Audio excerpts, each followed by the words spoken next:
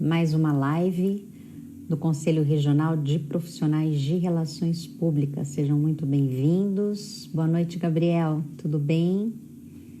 Seja muito bem-vindo. Vitória, Duda, Mariana, minha fiel escudeira, Marcelo. Digam para mim de onde vocês estão falando, se vocês estão falando de alguma faculdade. Matias, muito bem, muito bem. Aproveitem e já coloquem aí o aviãozinho, ó, Gabi, para chamar os seus contatos, para que a gente possa ter uma audiência bem legal, igual foi ontem. Um trabalho incrível que foi feito aí pelos embaixadores. Deram um show de audiência. Já quero de antemão agradecer todos eles. Boa noite, Andréia Nakane, Atu Braga, Ariane, Casper Líbero presente. Muito bem, Vitória. Muito bem. Hoje nós vamos falar de cancelamento. É sério isso, né, gente? Como é que é? Como é que o RP consegue trabalhar com a questão do cancelamento? Vou chamar a nossa convidada. Ontem nós tivemos problemas aqui na nossa live, problemas técnicos. Quem nunca, né? A gente também não ficou de fora. Nós vamos convidar a Érica. Estou aqui procurando-a nos nossos convidados para que a gente possa iniciar a nossa live. E como... nós temos aqui já um embaixador da FAM. Embaixador PUC Campinas, muito bem. Oi, Érica, tudo bem? Espera aí que eu já vou te chamar. Rafa. Muito bom. Tá calma, gente, que a minha mão não tá entrando aqui para chamar a Érica. Aqui, muito bom. Guardando aí a entrada da Érica. Boa noite. Boa noite. Estou descendo. Obrigado. Está entrando, Érica, para a nossa live de hoje. Nosso tema. Vamos falar também sobre as novas redes sociais. O Gabriel falando, orgulho de ser embaixador do Conherp. Que legal, muito bom, Gabriel, muito bom. Orgulho de ter vocês, nossos futuros profissionais no mercado de trabalho. Tenho certeza que vocês farão total diferença nesse momento em que a gente se encontra com a importância de comunicação, de empatia, de transparência.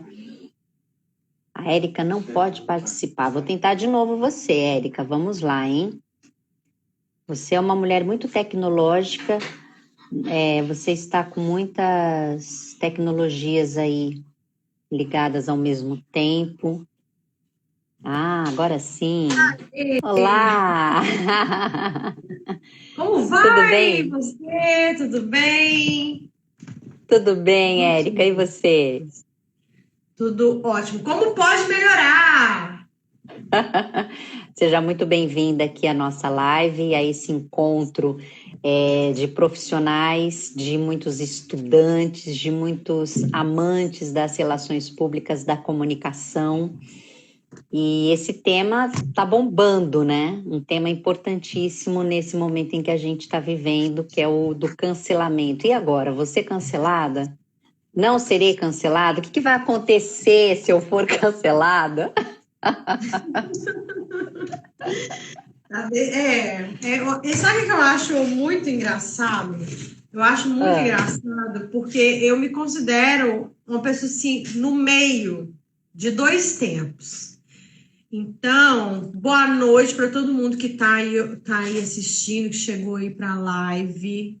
Gente, será que tem mais aluno aqui ou será que tem mais profissionais? Não sei ainda. Nós já temos muitos alunos, viu? A FAM Muito está barato. participando, a Casper Libero, PUC Campinas, FIANFAAN. Ai, gente, olha, quando a primeira vez que eu me apaixonei por essa profissão, eu não sabia o nome da profissão, né? Então, mais ou menos que eu devia ter uns 10 anos de idade, eu fui num congresso internacional de Lions Club. E aí, na hora que eu vi toda aquela pompa, cerimônia, circunstância, o cerimonial do evento em si, toda aquela organização milimétrica, eu falei, nossa, vai ser tão legal trabalhar com isso. E aí o tempo passou, né? Passou o tempo, chegou a hora de escolher a profissão. E aí meu pai chegou lá em casa com um panfletinho escrito assim sobre o que é ser um relações públicas. E lá naquele panfleto estava escrito assim que o profissional de relações públicas era o profissional responsável pela gestão da comunicação organizacional dentro das empresas.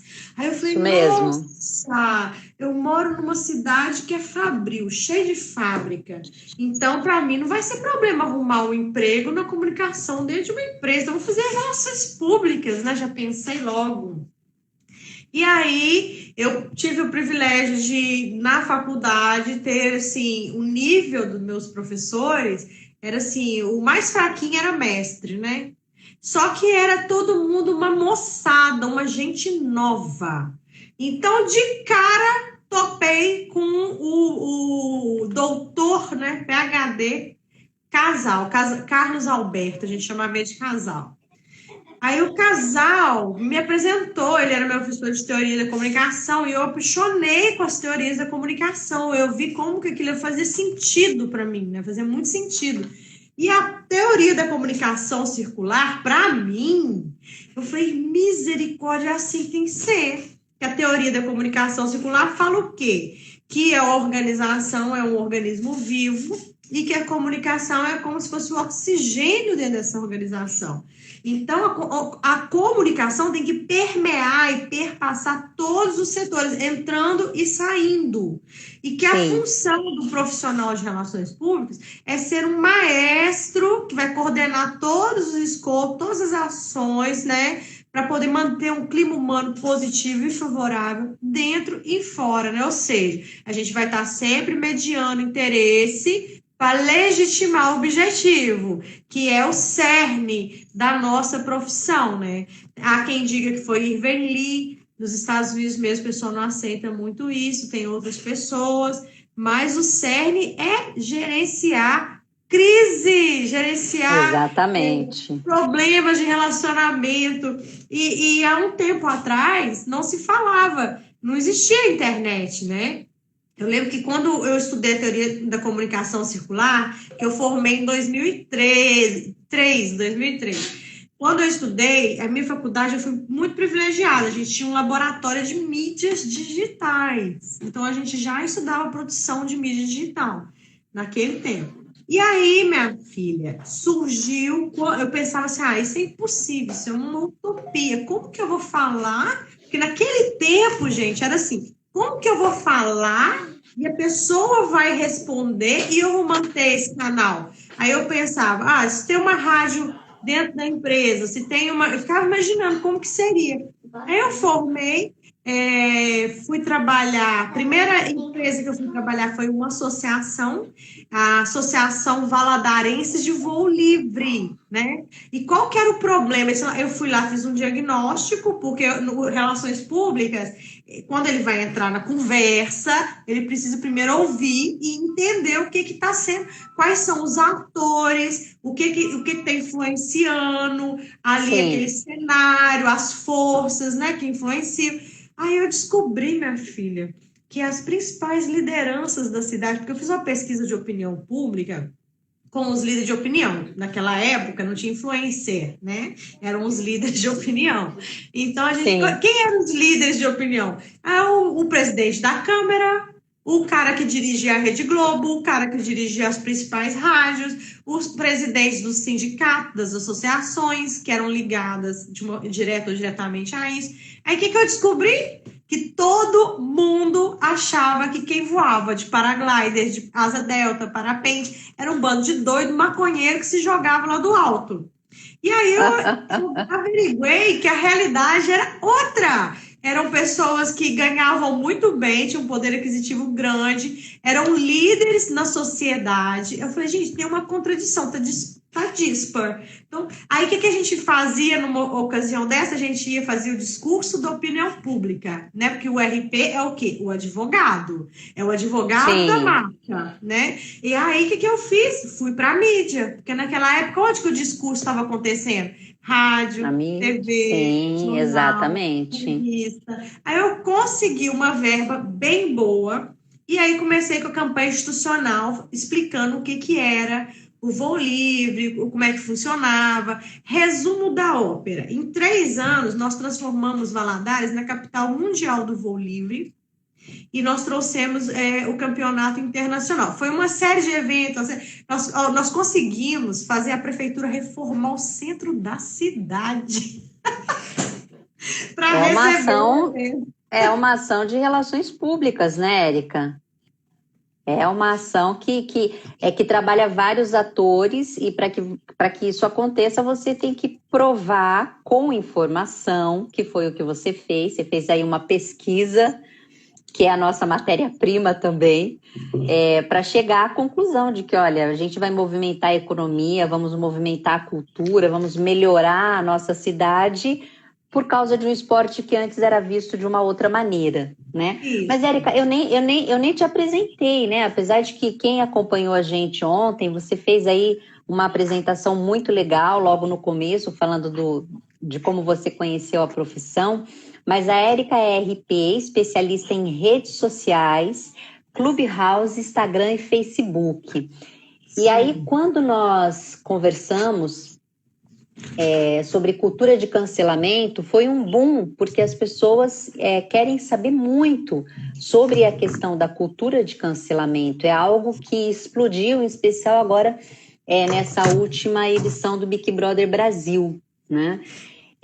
Como é que você enxerga, Érica, a conduta dessas pessoas que, assim, ao menor erro, elas simplesmente são canceladas, a reputação de anos de trabalho simplesmente vai embora. Como é que você avalia essas estratégias dessas pessoas que são públicas, né? Vamos fazer o seguinte, tem algumas coisas que eu gostaria de trazer de valor para quem está assistindo. Eu gostaria, sim, de passar aqui, mais para o final, as dicas. Porque igual na faculdade tem as dicas dos filmes, né, que a gente não pode deixar de ver nunca, todo Sim. profissional de comunicação tem que saber, nós também vamos ter, vamos abordar isso sobre maratonar na Netflix esse final de semana. Tudo a ver legal. Com relações públicas. No finalzinho, faltando 10 minutos, eu acho que a gente poderia ver a possibilidade de fazer um sorteio para quem ficar até o final, um sorteio de 2 convites para o Clubhouse, que eu tenho 2 convites à disposição para poder presentear o pessoal. E eu gostaria de falar, sim, sobre o cancelamento, mas contextualizando, porque o Relações Públicas, ele é quem lê o jogo. Então, essa leitura do cenário, essa cadeira que nos pertence de conselheiros, né? Porque nós somos os conselheiros. O nosso poder está na capacidade que nós temos de influenciar. Sim. Então, quando eu comecei, uma empresa que quisesse relacionar com o público, ela precisaria investir no endomarketing, né? Que naquela época, uma das empresas para quem eu trabalhei investiu R$200 mil em 2007 para fazer o endomarketing da empresa. Se hoje isso é muito dinheiro, imagina naquela época. Sim. Então, olha só, a teoria da comunicação circular surgiu aonde? Palo Alto, nos Estados Unidos. E aonde era uma utopia, né? Era praticamente impossível eu ter um diálogo assim, ó, tete a tete com as pessoas. Como que eu ia relacionar com o público todo da empresa? A pessoa tinha que mandar carta, né? Ou ela entrava ela tinha que saber o endereço do site, aí ela conseguia entrar no site, aí lá no site a empresa dizia para a pessoa olha, se você quiser falar comigo, você vai ligar no meu telefone, você vai mandar um fax. Era uma outra realidade. Né? Então, olha o que aconteceu. Em Palo Alto surgiu o Facebook. Então, foi aí que minha cabeça... Eu falei, nossa, pela primeira vez na vida, qualquer empresa pode ter um relacionamento com o seu público. E eu fiquei maluca. Eu fiquei maluca e saí falando isso para todo mundo. Gente, Facebook, vocês têm que ter Facebook. E todo mundo falava assim, essa mulher é louca. Né? E eu apaixonei com o Facebook. E o que foi acontecendo? Vamos contextualizar a questão do cancelamento. O cancelamento não é uma coisa nova. A forma como ele está sendo feito é que está sendo novo. É uma palavra nova, né? Antigamente era tão difícil, a gente via nos filmes assim que uma empresa fazia alguma coisa de errado e as pessoas revoltavam, iam para a rua boicotar a empresa. Era uma coisa que só acontecia no cinema. Aqui Sim. Na vida real, as empresas faziam o que queriam e ninguém falava nada, porque não tinha como, eram grandes conglomerados, então não tinha como a gente Sim. nem conversar, né? Quando inventaram o ombudsman, já foi uma revolução no mercado. Então, como que a gente ia ter uma ouvidoria, né? Era um 0800, era tão caro, tão oneroso para uma empresa. E aí, de repente, começou a ter esse movimento aqui no Brasil das empresas tomar ranço e antipatizar, os clientes antipatizarem com as empresas. E, geralmente, muito também do discurso, ele era midiático, 100% assim, rádio, TV, jornal, revista. Então, todo o entrave se dava ali. E aí, de repente, as pessoas começaram a ter voz ativa e elas começaram a virar para as empresas e falar assim, aqui, olha, o negócio é o seguinte, eu quero falar com você através do Instagram. Aí a outra falava, não, eu quero falar com a empresa, mas aqui, você não tem WhatsApp? Não. Então, as pessoas começaram a definir para as empresas como se comunicar com elas. Como elas queriam se comunicar, né? Exato. E aí as empresas tiveram que rebolar para poder comunicar, multicanal, né? Omnichannel, começou isso aí. E aí as empresas começaram a ser canceladas.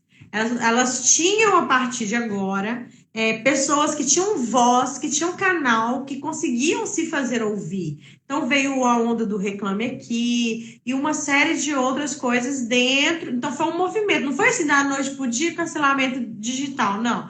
Então, começou com esse movimento, dessa consciência que as pessoas foram ter. A própria concorrência do marketing 2.0 foi aumentando. E aí, as pessoas tiveram que migrar para o marketing 3.0, que é o quê? O marketing de valor. Então, eu compro, não é apenas um mouse. Eu compro um mouse da Logitech, que é uma empresa que produz aqui no Brasil, né? Então, não é só mais uma marca, tem um sentido, um espírito, a marca cria uma personalidade, ela ganha vida, né? E aí, as pessoas, de repente, começaram a entender, o capital social virou sinônimo de influência, ou seja, quanto mais influência eu tenho, mais capital social eu tenho. Então, hoje, o capital social que a pessoa detém é o poder que ela tem de influenciar a decisão de compra de outras pessoas.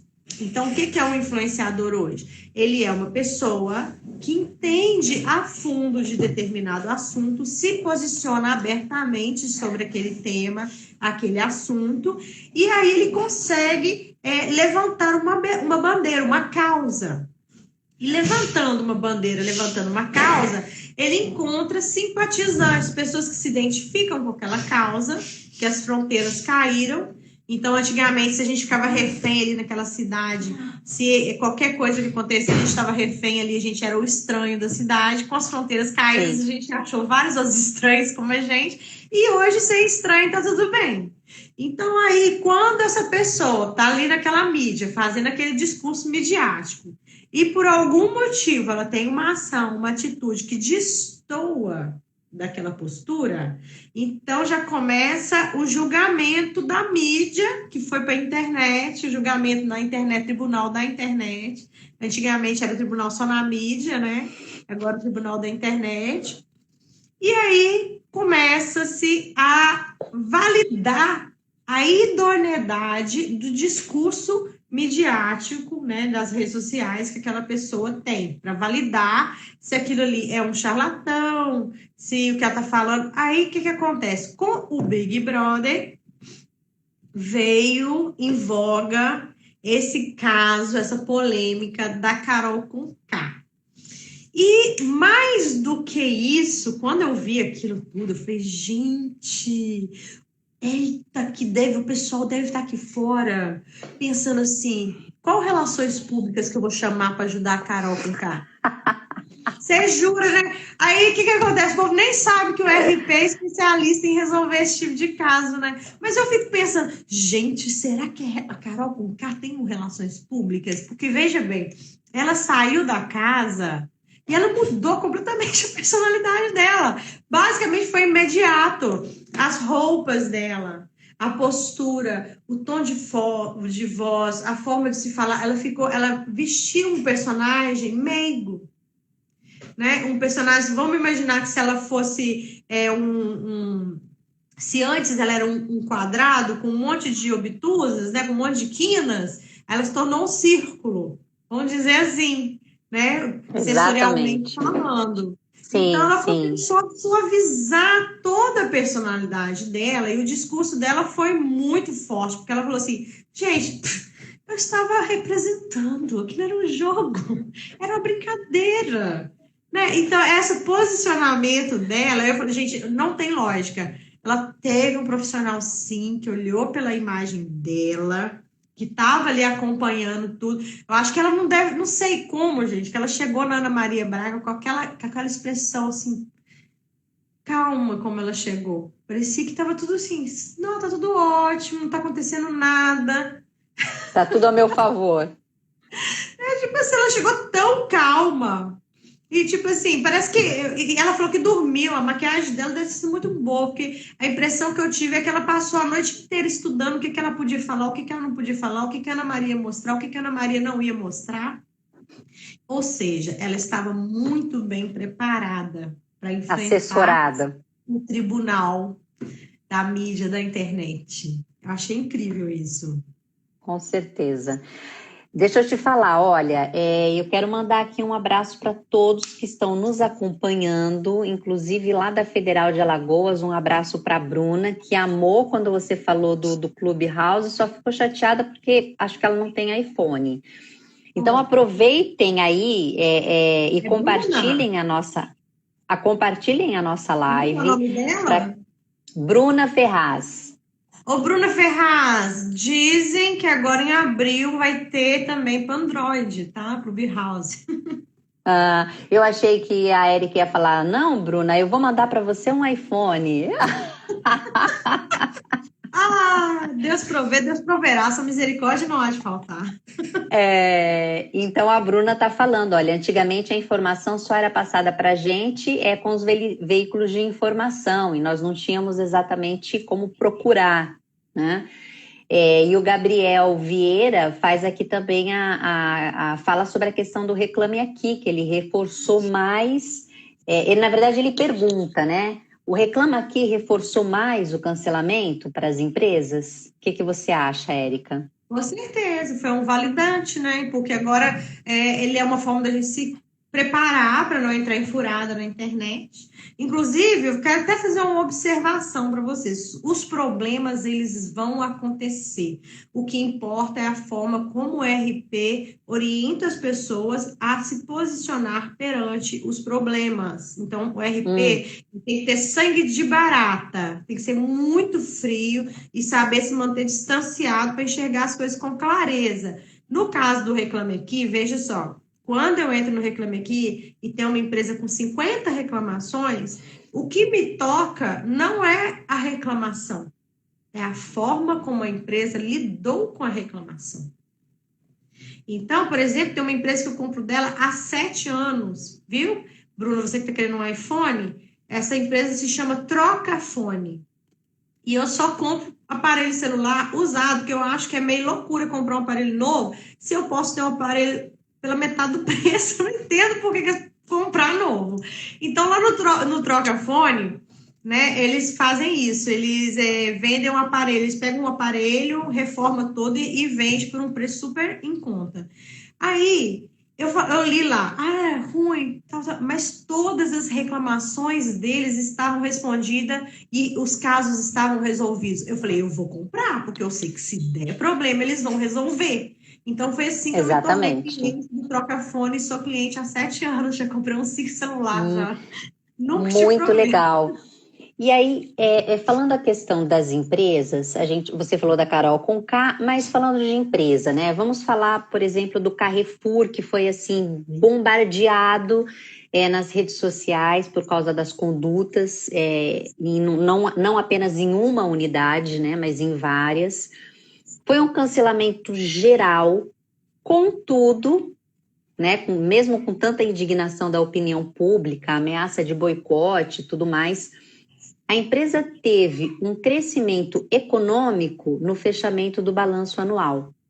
O cancelamento, nesse caso, não funcionou ou simplesmente as pessoas se esqueceram, Érica? Eu vejo assim, que eles conseguiram, né, colocar a culpa na gerente. Então, assim, meio que eles falaram, não, já mandamos embora esses funcionários, eles nem aqui trabalham mais. Né? Então ficou uma coisa muito assim, porque aqui no Brasil, o povo brasileiro, ele é superior aos estrangeiros em muitas coisas. E nós está na hora de levantar essa bandeira, está na hora da gente ter consciência disso e parar com esse bairrismo. Odontologia, nós somos o melhor do mundo. Cirurgia plástica, nós somos os melhores do mundo. Medicina, vários pontos da medicina, nós somos o melhor do mundo. O dedo do robô que foi para Marte foi um engenheiro brasileiro que desenvolveu. Inclusive, com esse dedo, onde ele toca, ele consegue falar toda a matéria que é feita, aquilo que ele tocou. Né? E foi um engenheiro, parceria da Vale. Então, assim, relações públicas, gente. Eu fui para os Estados Unidos, gente. Eu morei lá. Eu cheguei lá, o povo falou, ué, mas aqui ninguém faz esse negócio aí que você faz, não? Eu falei, mas como? Aí eu fui estudar. Aí eu falei, gente, você sabe o que é um relações públicas lá nos Estados Unidos? Ele lida com escândalos. Ele lida apenas com a mídia. Ele é basicamente assessor de imprensa. Eles não têm metade da nossa tecnologia. Lá nos Estados Unidos, a assessoria de imprensa é função privativa de RP. É só a RP que faz. Vou falar assim que é privativa, porque nos Estados Unidos eles são muito abertos, liberais, assim, qualquer um pega e faz qualquer coisa, né? Mas, assim, é uma cultura que é relações públicas que lida com esse tipo de situação, com esse tipo de escândalo, né? Então, assim, os empresários que eu prestava serviço lá como relações públicas, principalmente com rede social, ficavam assim, não, mas ninguém usa o Facebook desse jeito aqui. Como não? O Facebook não é daqui. Não, eles não sabiam usar o Facebook comercialmente igual nós usamos. Então, é impressionante, porque o que acontece? Hoje, por exemplo, em tráfego, gestão de tráfego, nós somos os melhores do mundo. Eles vêm cá e copiam as nossas estratégias de tráfego, de anúncio. Então, como relações públicas, todo esse escopo, eu até falei com o professor Marcondes, nós temos que juntar os 10 melhores relações públicas acadêmicos do Brasil, fazer uma incursão com eles até Nova York, para colocar os trabalhos dele na biblioteca de Nova York, fazer um movimento para mostrar para eles toda a nossa informação, porque eles não estão sabendo, né, que nós somos tão adiantados em gestão da comunicação organizacional. Nós somos os únicos RTs, né? Por esse motivo que eu decidi fazer parte do Conselho Federal. Porque sabe o que eu pensei? Eu pensei assim, gente, não adianta ficar sentada reclamando, falando mal, tá na hora de arregaçar as mangas e trabalhar. Então, eu tenho que fazer a minha parte. Inclusive, comecei um movimento para educar as próprias prefeituras, né? Através todas as prefeituras fazem parte de uma associação. Então, quando troca prefeito, igual trocou esse ano, as associações é que vão ensinar essas pessoas como administrar a cidade. Porque, veja bem, a realidade do Brasil é a seguinte... Gente, já volto a falar mais de cancelamento, mas eu vou falar a realidade do Brasil nas prefeituras, que é muito importante vocês saberem que vocês podem usar isso para divulgar o trabalho de vocês, tá? Então, assim, nós somos influenciadores, nós temos que influenciar. Nós temos que influenciar em 3 esferas, tá? É o jurídico, tá? O governamental e a mídia. Nós temos que ter o poder de influenciar essas 3 esferas. Então, para influenciar aqui a gestão municipal da sua cidade, o que a gente faz? Vai lá procurar a associação e fala, associação, dá um treinamento aí de cerimonial, assessoria de imprensa, planejamento estratégico. Aí eles falam, beleza, eu dei de graça, né? Eu queria promover o meu nome, né? Queria que eles conhecessem a profissão de relações públicas. Aí eles colocam a sala, ali vai na sala, ali 12 prefeituras, mais ou menos. Aí quando você vai conhecer o povo que foi fazer o treinamento, é assim, é o sobrinho da pasta de cultura, esporte, lazer, porque eles não têm dinheiro para contratar uma pessoa para fazer comunicação. Aí esse sobrinho está fazendo de graça, porque eles não têm dinheiro, porque as prefeituras são pobres, gente, que eles falam para vocês. Aí cada pessoa na prefeitura acumula 3, 4, 5 funções e fica aquela coisa, e às vezes é uma professora que nunca administrou nada na vida.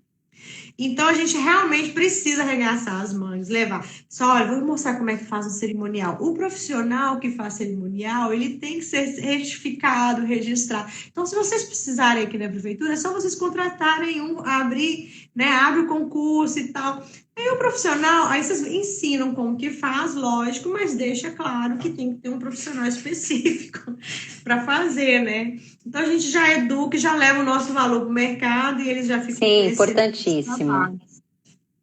Mas aí, voltando ao cancelamento social, a questão do cancelamento, igual, por exemplo, Pugliese. Pugliese sofreu lá com algumas atitudes que ela fez no início da pandemia, onde tudo era um absurdo, né? Porque ninguém entendia nada, então tudo era um absurdo. E aí eu quero fazer um comparativo o quê? Carol Conká, Pugliese e o PC Siqueira. Porque você sabe quem é o PC Siqueira? Não. Então, o PC Siqueira foi um dos primeiros youtubers do Brasil. E ele ficou famoso porque ele falava nada com nada, e era tudo divertido e engraçado, e ele tinha um problema gravíssimo com depressão. Ele tinha muito problema de depressão. Então, ele fazia lá as lives dele, estava sempre fazendo e tal. E algumas lives ele abria o que era ser uma pessoa com depressão profunda. E aí veio a público um áudio dele que ele teria mandado para um suposto amigo, onde ele descrevia como foi que ele se envolveu num movimento de pedofilia. E ele descrevia e desabafava para o amigo sobre isso, como que ele ser desse jeito acabava com a vida dele e tornava ele uma pessoa deprimida. Então, ele está aí com segredo de justiça, ele está sendo processado, tem um inquérito aberto, porque, segundo ele, a mãe da criança cobrava para ele ter acesso à criança, então é um negócio muito pesado, muito pesado. Então, quando nós vamos lidar com uma crise de imagem, seja dentro, fora da internet, nós temos 4 níveis de crise, né? Eu estou sem nenhuma cola, que eu estou procurando meu papel onde eu rabisquei isso, vai de cabeça mesmo. Então, assim, a crise, ela pode ser moral, uma crise moral. Isso é certo, isso é errado, né? O que a moral fala? É o caso da Pugliese. Não, mas isso que ela fez aí é imoral? É errado? O que é isso que ela fez? Né? Ela infringiu algum crime? Não, ela não cometeu nenhum crime. Ela foi antiética? Será que ela foi antiética? Porque o que é a ética? Nós aqui dentro do Conselho sabemos que temos um pacto social, né, de conduta. Então, nós, enquanto profissionais, temos que seguir uma cartilha. Se alguém pisa fora da cartilha, ele está sendo antiético, né? Ou seja, ele está traindo regras que foram combinadas e pré-estabelecidas antes de começar o jogo. Então, aí a pessoa para e analisa, mas está sendo antiético? Peraí, deixa eu ver. Né? Isso é crime? Isso é crime, porque se for crime tem que chamar um advogado. Só Relações Públicas não dá conta, é o que eles fazem nos Estados Unidos. Eles juntam empresas de advocacia para defender legalmente e o Relações Públicas para defender no tribunal da mídia, tribunal da internet. É assim que eles fazem. Então, a gente precisa ver, peraí, vamos pensar um caso aqui gravíssimo. Vale do Rio Doce, né? Foi os desastres da Vale. Gravíssimo, envolveu vidas humanas, de pessoas, envolveu patrimônio, envolveu comunidades, foi uma coisa Meio grave. ambiente. Nada, meio ambiente, envolveu multa, muito dinheiro, né, envolvido. Então, assim, a gente precisa ver o grau da extensão dos problemas. Quem vai ser atingido diretamente, o tamanho do impacto que aquela ação vai ter na vida das pessoas. Aí nós temos Sim. que pensar tanto nos agentes que estão envolvidos, estão sendo impactados, como também nas leis, nas regras que estão sendo quebradas, estão sendo infringidas, né? E nós temos que pensar também no ponto de vista social da moral. Então, o que fazer? Eu tenho até que parabenizar os profissionais da Vale na área de relações públicas, eles estão saindo muito bem. Eles estão, assim, primeiro que tem uma frieza muito grande para lidar com tudo isso. Imagina só, de manhã cedo você acorda com uma bomba dessa, aí você tem que sair do mar e tentar lidar com um pandemônio, né? E aí, a gente vai se encontrando aqui, mais uma vez. Hoje, eu tive uma situação com uma cliente que ela estava preocupadíssima com a onda roxa, porque aqui em Minas, eu não sei como é que estão nos outros estados, mas Minas, todas as cidades estão na onda roxa. Então, essa onda roxa restringe o funcionamento de uma série de situações. E a minha cliente, ela tem uma clínica médica. Clínica médica não está restrita. E ela é fisioterapeuta, então ela está dentro dos profissionais que ela pode. Só que dentro da clínica médica dela, ela presta serviços estéticos. E nós estávamos bombando as promoções, né, da clínica, dos serviços da clínica, de estética e tal. E aí, ela veio falar comigo, não, é que eu vou poder trabalhar e tal. Eu falei, pera, mas o que o seu concorrente, que não é dono de clínica médica, ele trabalha só com estética, vai falar se ele te vê promovendo uma limpeza de pele? Sim.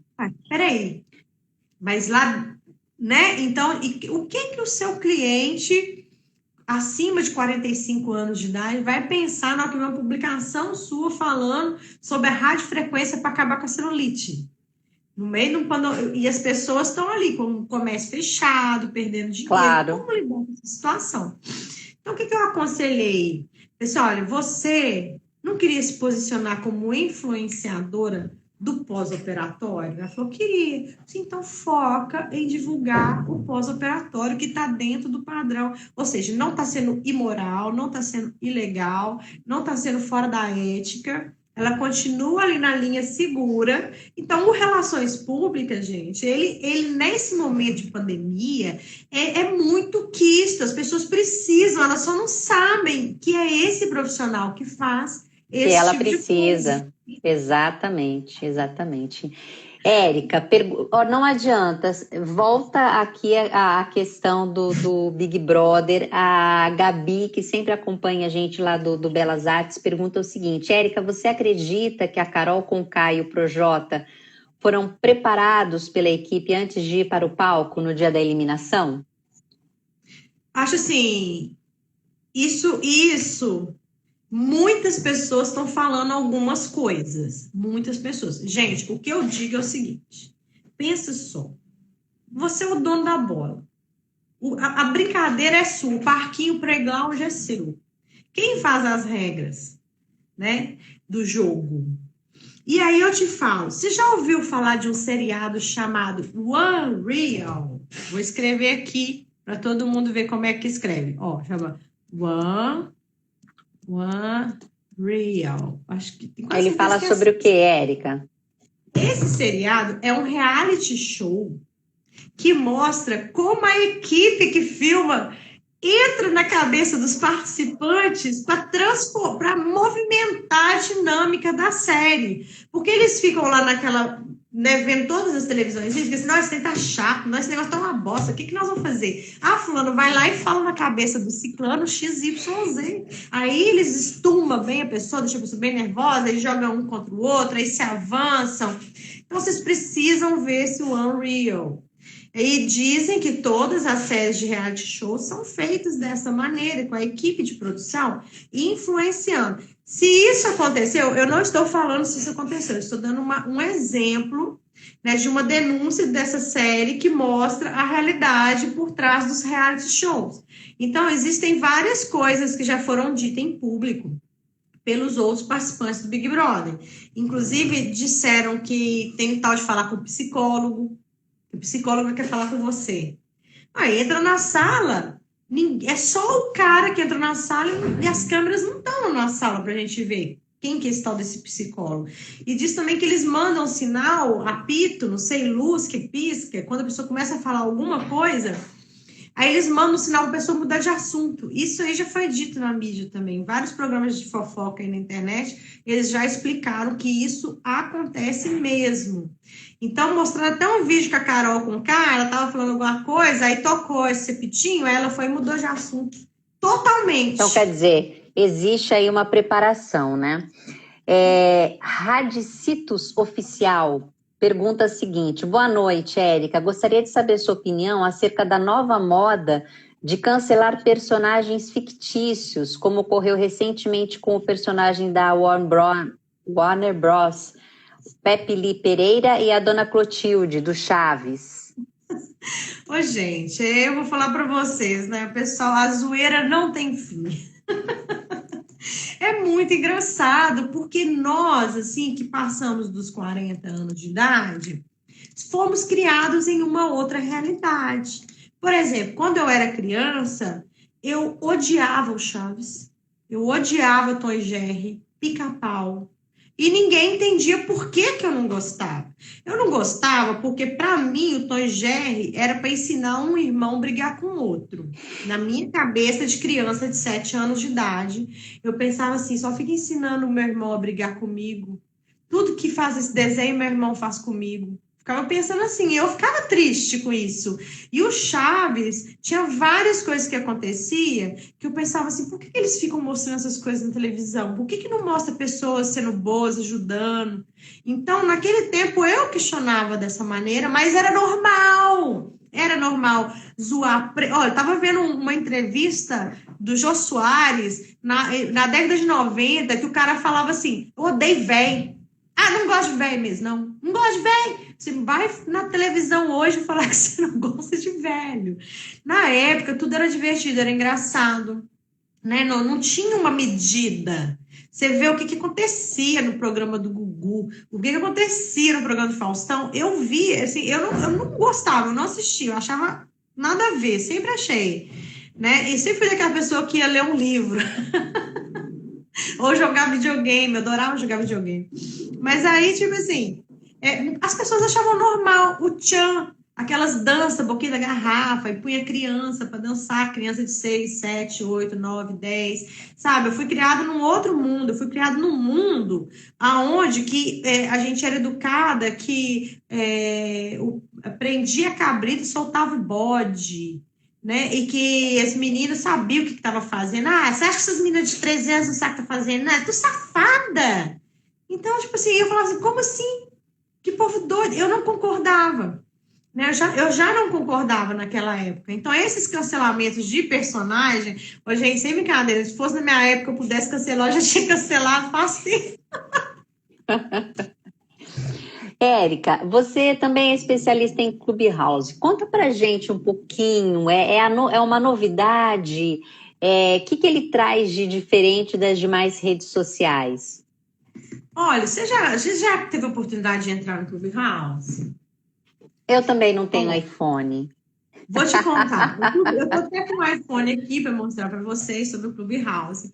Uma das tecnologias que tem no Clubhouse é que é proibido streamar a tela do Clubhouse. É proibido. Se você fizer isso, você gravar a tela, não pode. Então, mas eu vou tentar mostrar aqui sem eles. Eu acho que assim não vai dar problema. Esse aqui é o Clubhouse, tá vendo?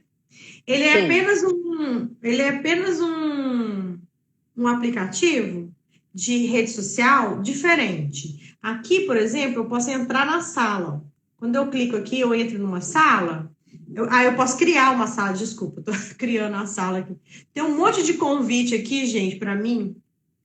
Aí depois eu olho isso, Dani, depois eu olho isso. Tá, deixa eu mostrar meu perfil no Clubhouse. Então, você tem um perfil no Clubhouse, onde você escreve as coisas sobre você e tal. Para entrar no Clubhouse, ou você tem que ser convidado, né? Você tem que ser convidado. Quando você entra no Clubhouse, você ganha 2 convites para convidar mais 2 pessoas. A partir do momento que você vai interagindo com o Clubhouse ele vai te mostrando alguns nomes. Por exemplo, quando eu entro, eu deixo parear a minha lista do telefone com a lista do Clubhouse. E aí, de repente, se você não tem Clubhouse, você entra no app e você fala assim, eu quero participar, eles falam assim, seu nome foi posto na lista de espera. Aí, por acaso, você está na minha agenda, agenda do meu celular. Aí o Clubhouse manda para mim e fala assim, fulana é sua amiga, pediu para participar do Clubhouse. Você gostaria de deixá-la participar? Aí eu vou lá e libero todo mundo que aparece, né? E quanto mais a gente vai liberando, mais convite a gente vai ganhando. E nesse Clubhouse, a gente entra em salas de bate-papo. Só que essas salas de bate-papo... Nossa, tem um monte de gente que escreveu convite. Nessas salas de bate-papo, uma coisa que eu acho super interessante é a forma como as pessoas se apresentam. As pessoas agora estão na moda uma forma de apresentação que eu até vou fazer aqui. Gente, meu nome é Érica. Eu tenho os cabelos longos, castanhos, mais ou menos na cintura. Estou usando uma blusa branca. Essa blusa é um modelo polo. Tenho do lado esquerdo, na altura do meu peito, tem um bordado com a logomarca da minha empresa. Eu estou aqui numa sala, na sala do meu escritório. Atrás de mim tem alguns quadros de aviso e alguns quadros que eu uso para poder fazer a rotina do meu planejamento. Eu tenho a pele, assim, gosto de falar amarela, estou usando um óculos preto e estou com uma espinha enorme aqui perto da boca. Então, no Clubhouse, as pessoas têm essa mania também de fazer esse tipo de apresentação. E aí você escolhe os interesses e tal, e começa a aparecer. Então, eu vou abrir uma sala aqui, rapidinho, só para vocês verem, uma sala falando sobre marketing de negócios. Por quê? Grandes players do mercado, como, por exemplo, o dono da Wizard, ele estava com mania de entrar todo dia às 7 horas da manhã. E a gente coloca assim, 10 anos atrás, se você quisesse ver o dono da Wizard falando, quanto ia te custar? Quanto você teria que pagar para estar na sala que ele está ouvindo ele falar? Então, o Clubhouse, ele permite esse acesso, essa proximidade. Quando a gente entra na sala, já vou entrar na sala aqui para vocês verem.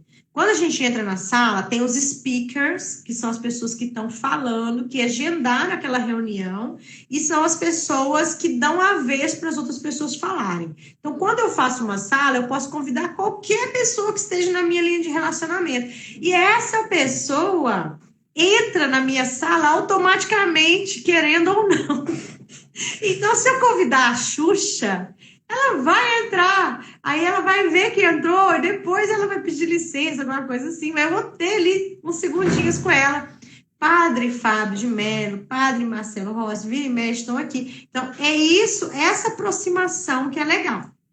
Então, eu vou mostrar para vocês. As pessoas vêm me procurar já para eu poder ajudar com isso daí. Vou baixar o volume, tá, gente? E aí eu vi. Essas pessoas que estão aqui são os speakers. Aqui embaixo estão as pessoas que seguem os speakers. E lá para baixo estão todas as outras pessoas que estão ouvindo o que está sendo dito. Elas não se envolvem na conversa, elas apenas ouvem o que está sendo dito. São ouvintes. São ouvintes. Então, o Clubhouse, eu até tinha feito um monte de anotação sobre o Clubhouse, mas ele está nesse telefone aí que eu estou usando agora. Então, ele antigamente, né, quando ele surgiu, ele foi em abril do ano passado. Em dezembro desse ano, ele foi avaliado em 2 bilhões. Então, é muito dinheiro, né? Ele foi avaliado nesse valor. E dizem que eles só estão com esse negócio de convidar para restringir o número de pessoas para que não caia, para que eles consigam. Então, basicamente, eles vão ter que monetizar em algum momento. E o que está se dizendo é que vai monetizar, que as principais pessoas que vão ganhar dinheiro serão rádios, serão pessoas que mexem com shows, que fazem show, que eles vão poder cobrar pelos shows, eles vão poder fazer o show pela Clubhouse. Então, você vai pagar ali, como se fosse no YouTube, canal que você paga para você poder ficar ouvindo. É como se fosse, assim, uma rede... Imagina, como é que chama aquele verdinho de música? Aquele aplicativo? Spotify? Imagina o Spotify, só que é tudo ao vivo e você pode falar com as pessoas.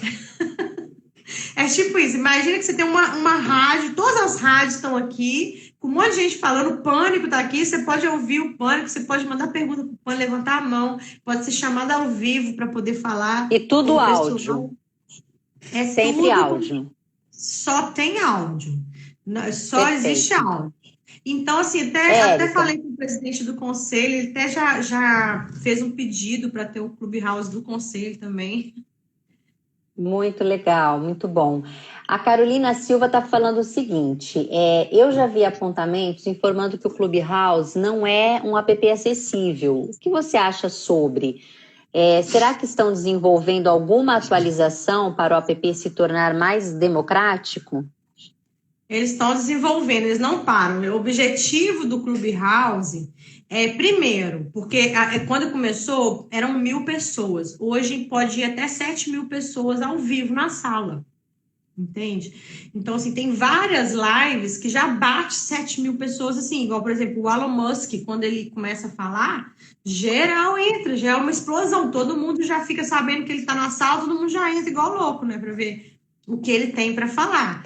Então, qual que é a grande transformação que o Clubhouse está trazendo para nós, diferente das outras redes sociais? Imagina só, o LinkedIn tá lá um monte de empresa, tá lá um monte de CEO. Agora, não tivemos no Facebook e no Instagram um movimento de humanização da marca? O Clubhouse está trazendo um movimento de humanização do ser humano. Então, é um lugar onde, de repente, você pode falar com o presidente de uma multinacional, ver como o cara se comporta, entender a personalidade do cara, conhecer a personalidade dessa pessoa. Porque ali no Clubhouse, as pessoas, é mais difícil você usar máscara, porque assim, você está falando de coisas, compartilhando coisas. Nós estamos aqui na live, estamos compartilhando, através desse compartilhamento, vocês estão vendo como é a minha personalidade, a minha forma de falar, de agir, de me comportar. O Clubhouse, você não vai ver, assim, né, um vídeo, você vai ouvir, mas através dessa escuta, acaba que as pessoas se soltam mais, né? As pessoas, quando tá falando pelo telefone, não sei o que acontece. É diferente. E, Érica, como uma marca, né, assim como eu, que não conhece o Clubhouse, pode começar a usar essa plataforma numa estratégia de relacionamento? Basicamente é isso aí. Primeira coisa que a gente faz quando entra no Clubhouse, eu sempre estou dando busca aqui de relações públicas, para ver se eu acho alguém com a hashtag aqui relações públicas, mas geralmente o que eu faço mesmo é procurar gente da minha cidade, porque minha cidade nem é tão grande assim, tem só 250.000 habitantes. Aí eu começo a ver todo mundo da cidade que tá, quem são as pessoas que tá, sigo elas, né? Mas o ideal mesmo do Clubhouse é a gente procurar por temas. Então, aqui os temas das salas são os mais diversos possíveis. E você vê gente do mundo inteiro. Então, você vai encontrar pessoas falando de marketing digital, é o que mais tem. Né? De Instagram, de Clubhouse, tem pessoas aqui, olha, paixão para profissão, mudar ou não. Aí, pós-graduações, fazer ou não fazer. Aí as pessoas vão se reunindo assim, dessa maneira. Eles marcam salas e convidam todo mundo. E na hora que entra ao vivo, entra todo mundo, querendo ou não. Entendi. Você falou no comecinho da nossa live que você ia dar uma dica de uns 10 filmes. Tem gente que já está falando, cadê as dicas desses 10 filmes da Netflix? Netflix, e aí eu já vou pedir aí para a Mariana também anotar, Mariana, para depois você poder deixar essas dicas. E com relação a esses 2 convites, Érica, para participar do Clubhouse, a gente faz posteriormente, que aí a gente cria um post bem legal e a gente coloca aí. O que eu ia falar é o seguinte, que lá na minha fanpage, eu ia falar assim, ó, gente, lá na minha fanpage tem uma postagem falando sobre o Clubhouse. E aí eu ia Uhum, falar assim, entra lá nessa postagem e faz um comentário sobre o que que você aprendeu na aula de hoje. Mas tem que ser um aham. comentário bacana, porque se o ganhador for comentário ruim, eu não vou dar o prêmio. Mas aí a tela do meu computador aqui ó, tá bloqueada, estou tentando fazer funcionar para poder sortear e não tá. Então pode fazer isso também, entrar lá no. A gente marca, né? Faz a postagem sobre a live de hoje, Sim, todo mundo entra lá, isso. comenta o que que aprendeu na live de hoje, e aí depois você sorteia aí e eu adiciono as pessoas. Combinado, Agora, combinado. E os não filmes? tem. Até eu tô curiosa. Ah, meu Deus. Eu queria tanto que a tela do meu computador voltasse aqui. Deixa eu pegar esse outro teclado aqui que estava de ladinho. Eu tirei do meu caminho. Então, gente, ó, vamos lá, rapidinho, hein? Black Mirror. Vocês já ouviram falar? Black Mirror? Sim, sim. Então, Black Mirror tem um dos episódios do Black Mirror que eu acho bacana do Black Mirror, é que ele é uma crítica super foda para a sociedade nos tempos atuais, né? Super foda mesmo. Então, tem um que chama Queda Livre. E esse Queda Livre, ele fala exatamente se o mundo fosse feito de likes, de seguidores. Imagina que a quantidade de relacionamento, você vai relacionando com as pessoas, então as pessoas vão te dando pontuação. E aí essa menina começa com pontuação 7. Exemplo, vai na cafeteria e pede um café, aí foi grossa com a menina que serviu o café, aí a menina vai e tira um ponto. E assim vai se desenvolvendo, porque a vida da pessoa se resume a ter boa pontuação. Se ela vai conseguir emprego, ela tem que ter uma pontuação X, o salário que ela vai ganhar é de acordo com a pontuação, né? A Danúbia está até falando nos melhores episódios, com certeza. Aí tem o dilema das redes sociais. Nossa, o Sim, dilema sim. das redes sociais eu acho É assim, muito um dos bom. melhores mesmo. Porque ver o CEO, ver os caras, né, que fizeram, que programaram a máquina, falando como que a máquina funciona tão bem que até eles caem na programação, é incrível.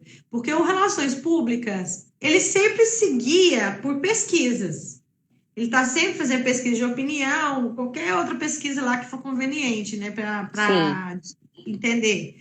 Mas aí, como que usa esses números nas redes sociais, né? Relações públicas, será que está na hora das relações públicas entender um pouquinho mais de métricas? Será que é um dever das relações públicas ter uma compreensão aprofundada de métricas para poder saber entender o que as pessoas estão se interagindo com aquele conteúdo, o que elas estão pensando?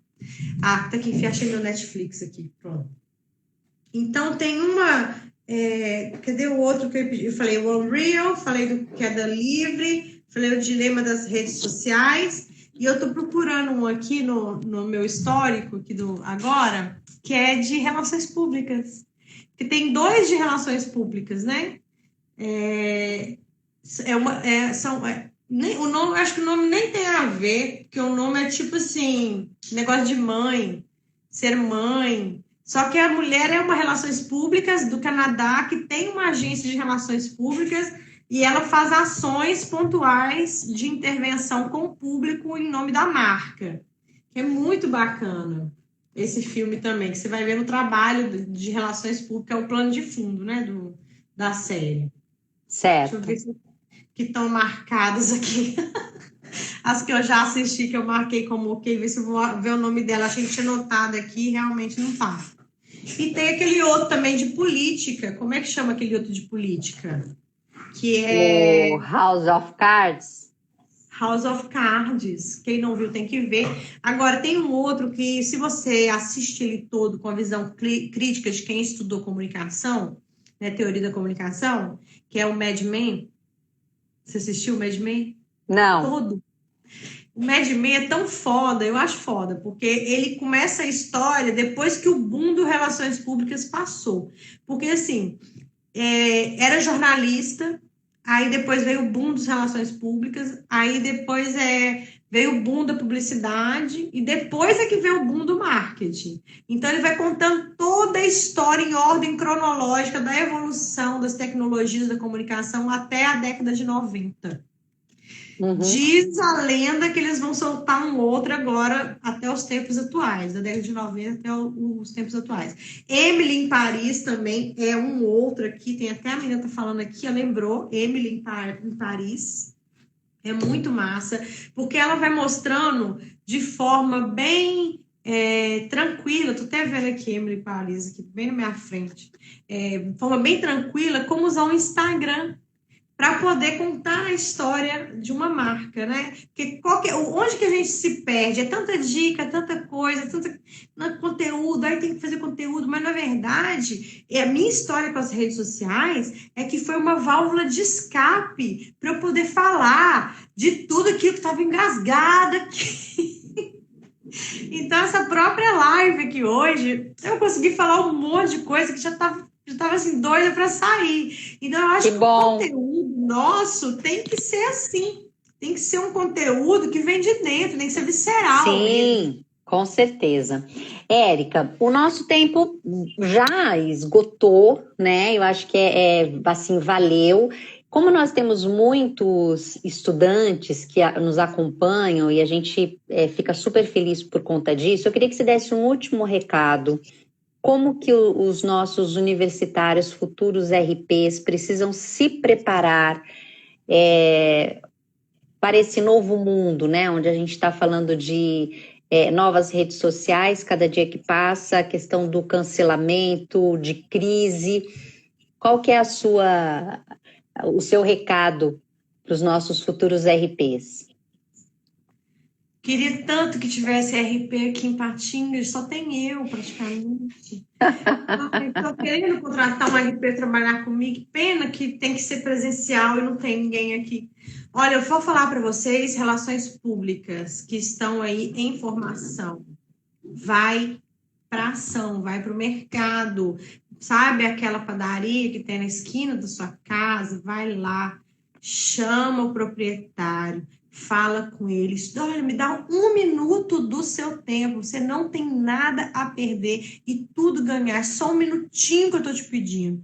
Mostra para ele um plano de ação, trabalha de graça, entendeu? O que importa é você ter case, sabe? Vai lá e faz uma empresa sua lá no Google, negócio local, e sai pedindo para fazer esses trabalhos e pede esses contratantes para te avaliar com 5 estrelas e falar o que eles acharam de positivo. Porque vocês têm os professores para quem vocês podem recorrer. Depois Sim, que a gente claro. vai fora, para quem que eu vou perguntar? Não tem para quem perguntar. Tem que aproveitar. Eu saí da faculdade com 1 ano de experiência empírica mesmo. E toda vez que acontecia alguma coisa, eu corria colinho de mamãe, eram meus professores ali para me ajudar. Eles que vinham me orientar, explicar como é que eram as coisas. Isso, olha, tenho sempre convicção de que nós, relações públicas, fazemos coisas diferentes do publicitário, do jornalista. Nós somos um canivete suíço da comunicação. Nós podemos ser publicitário, nós podemos ser jornalista, nós podemos ser profissional de marketing, mas eles não podem ser relações públicas. Né? Então a gente tem que empoderar disso, porque também não adianta só ter um diploma, a gente tem que ter efetividade de resultado. Então, resultado. Influenciar o seu cliente, foca em entender o consumidor do seu cliente, foca em entender a equipe, porque, olha, não adianta você ser um foda em relações públicas, entender tudo, se a equipe da empresa não for com a sua cara, eles vão começar a sabotar você e vão fazer de tudo para o seu planejamento dar errado, porque eles não vão querer você lá. Então, relações públicas, ele tem por obrigatoriedade de ler e decorar o livro Como Fazer Amigos e Influenciar Pessoas, né? Entender de expressão, entender de pessoa, de gente, de relacionamento, é a série. Com certeza, com certeza. Tá certo, Érica, muitíssimo obrigada. Sucesso aí em Ipatinga, que você encontre um RP. Foi um prazer falar com você. E vocês aí que nos acompanham, semana que vem nós vamos falar sobre Curitiba, que faz aniversário, e como é que essa capital da sustentabilidade se comunica, né? Como que quais as estratégias de comunicação que a capital do verde, né? Que é referência em tantos lugares do mundo. E o nosso convidado é o professor Marcos Zablunski, lá da PUC do Paraná. Érica, muito obrigada. Um grande beijo, bom final de semana. Obrigada a todos. Até mais. Obrigada, gente. Boa noite. Tchau. Boa noite.